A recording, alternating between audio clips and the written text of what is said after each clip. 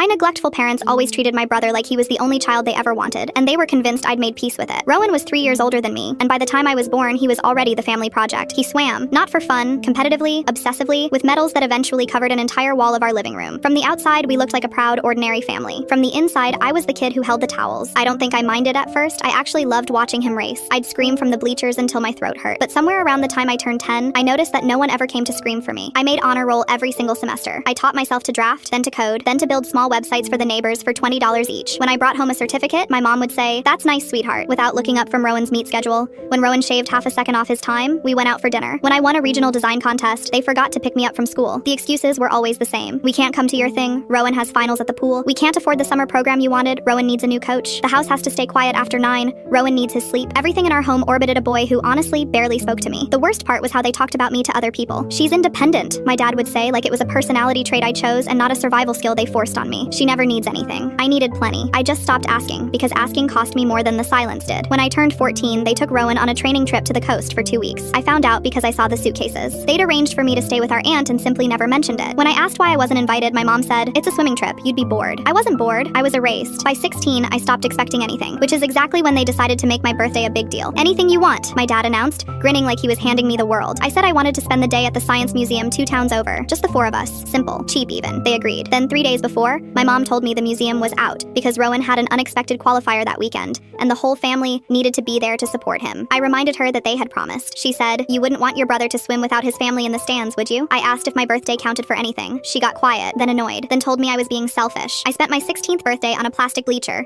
watching Rowan touch the wall first while our parents cried with pride. Nobody said happy birthday until the drive home, and only because I mentioned it. That was the day something in me went cold and clear. I stopped fighting for a seat at their table and started building my own. I kept coding. I saved every dollar. I never told them how much the websites paid, so they never asked me for rent. And they assumed I was just a moody teenager who stayed out too late. Really, I was at the library, working, planning, counting down, 2 years. That's how long it took to save almost $4,000 and get accepted to a design program 3 states away, with enough scholarship money to actually go. I had an apartment lined up and a plan to leave quietly, the way I'd learned to do everything. Then my 18th birthday came, and my dad, right on schedule, said the magic words. "Anything you want, kiddo. You only turn 18 once." I almost laughed. Instead, I gave them one last test. I said I wanted the Science Museum, the exact day I never got 2 years ago. If they said yes, maybe I'd stay a little longer. Maybe I'd been wrong. Rowan had a meet that weekend. Of course he did. "You understand," my mom said. I understood completely. The next morning, while they loaded the car with towels and pride and drove off to watch their real child win, I loaded 2 suitcases into a rideshare and left. No note, no goodbye. They found out I was gone the way I found out about everything, after it had already happened. They text sometimes now, asking when I'm coming to visit. I read the messages. Then I set the phone face down and get back to the life I built by myself, for the only person who ever showed up for me.